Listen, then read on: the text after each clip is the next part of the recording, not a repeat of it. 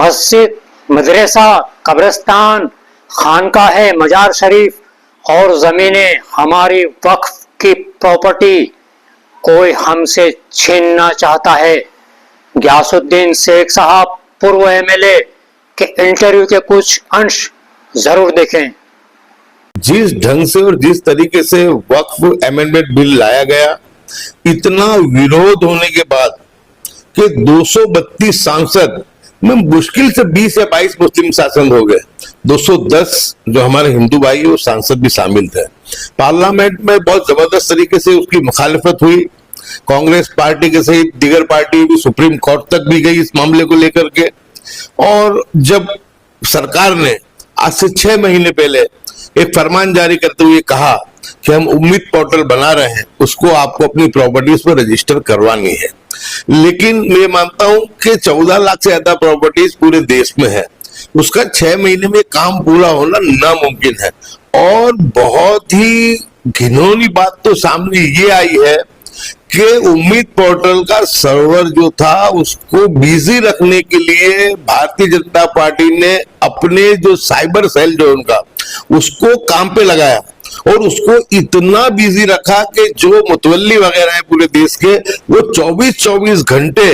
वो कोशिश करते रहे कि हमारी प्रॉपर्टी रजिस्टर हो जाए, लेकिन सर्वर डाउन होने की वजह से, बिजी आने की वजह से उस पर वो नहीं कर पाए। दूसरा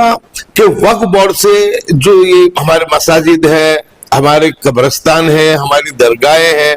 खानका है, उनको सबको वक्फ बोर्ड के पास से कुछ डॉक्यूमेंट लेने पड़ते हैं।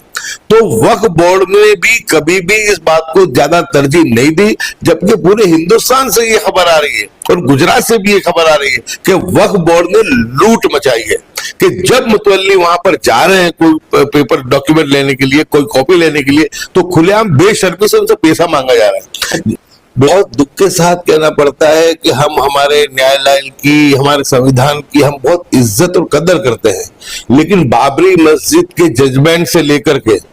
आज तक जो मॉब लिंचिंग, बुलडोजर और भड़काऊ भाषणों पे जिस तरीके से जजमेंट आए हैं, तो कहीं ना कहीं जो हमारा विश्वास डगमगाता है कि हमारे के लिए तो आखिरी उम्मीद जो है वो न्यायालय ही है। और हमको आज भी हमारे न्यायालय को बहुत गर्व है, बहुत फक्र है, लेकिन कुछ जो जजमेंट आया उससे कहीं ना कहीं हमारा भी जो भरोसा, हमारा विश्वास डगमगाया है। लेकिन उम्मीद करते हैं कि हमारी जो न्याय प्रणाली है उसके परंपरा के अनुसार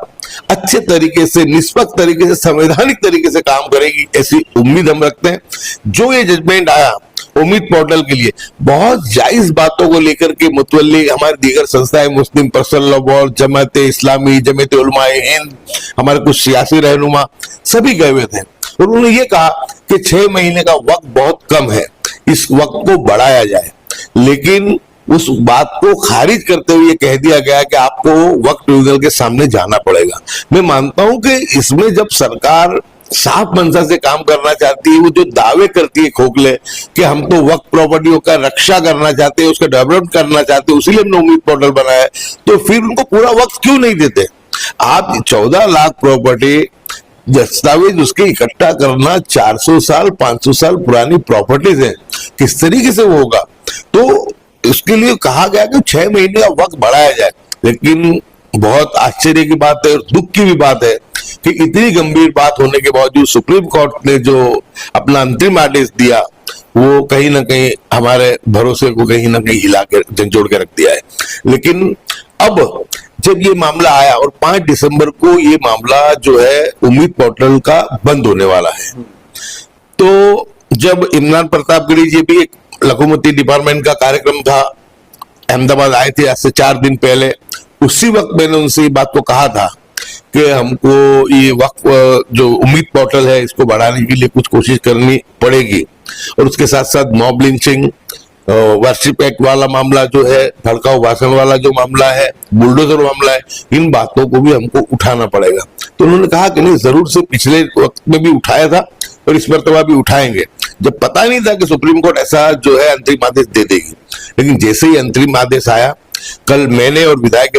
इमरान खेड़ावाला ने एक्स पर और ईमेल के माध्यम से मल्लिकार्जुन खड़गे जी, राहुल गांधी जी और इंडिया गठबंधन के सभी शीर्ष नेतृत्व को हमने पत्र के माध्यम से ये डिमांड की कि जब संसद का सत्र चल रहा है, बहुत अच्छे तरीके से सर के मुद्दे को लेकर के, एसआईआर के मुद्दे को लेकर के आवाज बुलंद किया जा रहा है, धरने प्रदर्शन भी हो रहे हैं, पार्लियामेंट को जो है उसमें आवाज बुलंद करने की पूरी कोशिश की जा रही है। तो जिस तरह सर का मुद्दा हमारे लिए अहमियत का है एसआईआर का, इतना ही बड़ा अहमियत का मुद्दा जो हमारे लिए है वो उम्मीद पोर्टल का भी है। तो इस पे आवाज उठाई जाए। उसके बाद जब ये हमने पत्र भेज दिए, उसके बाद फिर मैंने पर्सनली सर्विसेज, मैंने सलमान खुर्शीद साहब जो भूतपूर्व विदेश मंत्री हैं उनसे 2 मरतबा टेलीफोनिक बात की, तारिक अनवर साहब सीनियर लीडर हैं उनसे बात की, इमरान प्रतापगढ़ी साहब से टेलीफोनिक बात की, मोहम्मद जावेद जो सांसद है उनसे बात की, और एमपी नासिर हुसैन साहब की जो मल्लिकार्जुन खड़गे जी के ऑफिस के इंचार्ज है उनसे बात की हमने, और इमरान मसूद जो धांसू विधायक जो सांसद है, लड़ायक है, बहुत मजबूत उन्होंने जवाब दिया कि भाई मैं तो इस मामले को लेकर के सुप्रीम में गया हूं और जरूर से इन मामले को हम उठाएंगे। बहुत खुशी की बात है कि आज इमरान प्रतापगढ़ी जी ने ट्वीट भी किया और पार्लियामेंट के प्रांगण में खड़े रहते हुए उन्होंने जो अपना वक्तव्य भी दिया कि इसके लिए हम संसद में भी और संसद के बाहर भी उम्मीद पोर्टल का वक्त बढ़ाने की लड़ाई लड़ेंगे। देश के बड़े नेताओं में जिनकी गिनती होती है जैसे अखिलेश यादव, उन्होंने भी ट्वीट किया, और उन्हीं के सांसद मोहिबुल्लाह नदवी साहब जो सपा सांसद हैं, उन्होंने आज पार्लियामेंट में भी अपनी आवाज को बेबाक तरीके से बुलंद किया। मैं सैल्यूट करता हूं मोहिबुल्लाह नदवी साहब को, मैं सैल्यूट करता हूं इमरान प्रतापगढ़ी जी को। मुझे यकीन और भरोसा है कि इंशाल्लाह आने वाले जो अभी सत्र चल रहा है उसके अंदर जिस तरह वक्फ अमेंडमेंट बिल के वक्त में जो 232 कांग्रेस और इंडिया गठबंधन के सांसदों ने मिलकर लड़ाई को लड़ा था, इस लड़ाई को भी सब मिलकर लड़ेंगे। और जो मुस्लिम समाज की जो पुरखों की जो बस्ती, जो उनकी जो विरासत है, उसको जो रक्षण कराने का, उसको बचाने की मुहिम में हमारा पूरा साथ देंगे। मैं ये समझ में नहीं आता है कि सरकार क्यों इतनी उतावल कर रही है। इसमें इसकी साफ मंशा दिखती है कि ये वक्फ की प्रॉपर्टी को हत्या करके अपने जो पालतू लोग हैं उनको देना चाहते हैं। लेकिन मुझे अल्लाह की जात से भी उम्मीद है और संसद पे भी भरोसा है और विपक्ष में भी कि वो अच्छे तरीके से बात को रखेगा और ये वक्त बढ़ेगा। लेकिन ये वक्त बढ़े या न बढ़े, अभी भी जो 2 दिन बाकी हैं उसमें ज्यादातर हम लोग हमारी प्रॉपर्टी को रजिस्टर कराने की कोशिश करें। आज मैंने आपके इंटरव्यू के शुरुआत में मैंने कहा कि गहरी साजिश है कि जो भारतीय जनता पार्टी का जो साइबर सेल है उसका काम ही देश में नफरत फैलाना, अपने एजेंडे को लागू करवाना, हक और सच बात को उजागर होने से रोकना। तो हमारे पास तो ये मैसेज है कि वो लोगों ने इतना उसको बिजी करके रखा है सर्वर को कि वो चले ही नहीं। यानी ये गहरी साजिश है और ये बहुत बड़े लोगों ने इस बात को जो है इसके ऊपर अपनी सम्मति बताई और इस बात को रखा है। तो यानी इनका तो जो मामला है वो ये है ही कि सर्वर डाउन रहे, लोग अपनी प्रॉपर्टी रजिस्टर ना करा सके। लेकिन आज जमीयत उलमा हिंद के अध्यक्ष मौलाना अरशद बद्री साहब ने भी एक अपील जारी करते हुए कहा है कि जहां कहीं भी हमने हमारी प्रॉपर्टी रजिस्टर कराने के लिए कोशिश की और सर्वर डाउन मिला, बिजी आया, तो उसकी वीडियोग्राफी कर लें और उस वीडियोग्राफी को लेकर के हम लोग जो है हमारी बात को एविडेंस रखें ताकि हम ट्रिब्यूनल में, हाई कोर्ट और सुप्रीम कोर्ट में इस बात को हम लोग ले जा सके। दूसरा उन्होंने कहा कि जितनी भी चीजें हमारे पास है, जितने डॉक्यूमेंट हैं, वो इतना वक्त नहीं है कि हम इसको जल्द पूरा कर पाए। लेकिन अरशद बद्री साहब ने कहा है कि कम से कम हम ईमेल के माध्यम से भी उसको भेज दें जो कुछ हमारे पास है, क्योंकि हमको पूरे जो एविडेंस है, जो पूरा है, उसको करने का मौका सरकार ने दिया ही नहीं है, तो हम हमारी बात को रख सके। तो उन्होंने बहुत सभी लोगों को, जिम्मेदारों को, मुतवल्लियों को, एनजीओस को, जो अरशद बद्री साहब ने जो मशवरा दिया है, मैं मानता हूं कि बड़ों की बात में खैर होती है। तो उलमा इकराम तो हमारे सर के ताज हैं, तो उनकी बात को भी तरजीह देते हुए जितना मुमकिन हो उसको करा लिया जाए। बाकी एविडेंस के रूप में हम वीडियोग्राफी कर ले, क्योंकि जिस तरह हम लोग उसको करने की, रजिस्टर करने की कोशिश कर रहे हैं और सर्वर नहीं चल रहा है, तो वो भी बहुत काम में आएगा। और ईमेल के माध्यम से जितनी प्रॉपर्टी, जितनी चीजें हमारे पास है, इतनी ईमेल के माध्यम से भेजते हैं। नो डाउट कि वो जो चीजें उसको मान्य नहीं रखा जाएगा, लेकिन कम से कम हमारा एविडेंस रहेगा कि हम इसको करने के लिए तैयार थे। लेकिन ये सरकार जो 2014 से इस देश में आई है, जिसने नफरत की आंधी पूरे देश में फैला के रखी है और एक ही निशाना, एक ही टारगेट पे बस हिंदू, मुस्लिम, भारत, पाकिस्तान और इसके अलावा दूसरी मंदिर मस्जिद, इसके अलावा दूसरी कोई इनके पास बात नहीं है। तो संसद हो या विधानसभा हो, अगर बात में वजूद है, सच्चाई है, तो उसको तुम ढंग से रखो तो उसका कुछ ना कुछ असर तो होता ही है।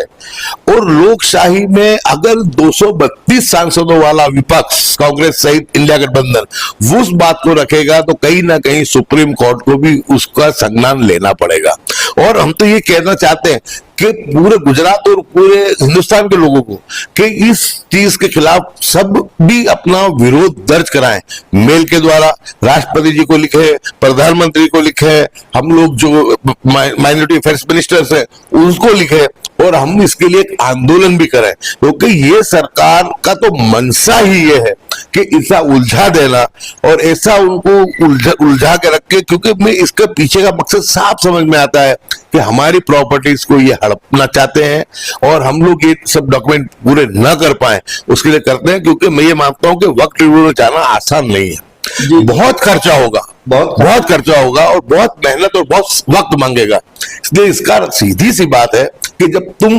फ्री एंड फेयर काम करना चाहते हो, लोगों की भलाई के लिए करना चाहते हो, जैसा तुम दावा कर रहे हो, अगर तुम्हारे दावे में दम है, ईमानदारी है, सच्चाई है, तो पूरा वक्त दे दो। उम्मीद पोर्टल पे सब रजिस्टर कर देंगे, उसमें सरकार को क्या नुकसान हो जाने वाला है?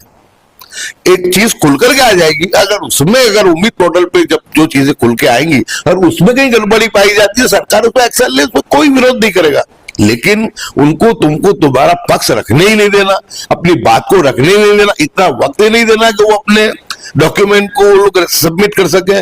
उम्मीद पोर्टल पर रजिस्टर कर सके। यानी ये जो ढंग से उसको नकार रहे हैं, तो साफ खुले मन से लगता है कि इनकी जो मंशा है वो मेली है।